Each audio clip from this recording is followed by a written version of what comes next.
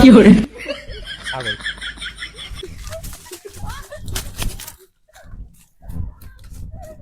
আসসালামু আলাইকুম ভাই লোক, তোমরা দেখতেই পাচ্ছ সামনে কিছু ছেলেপিলে পোলাপান আছে।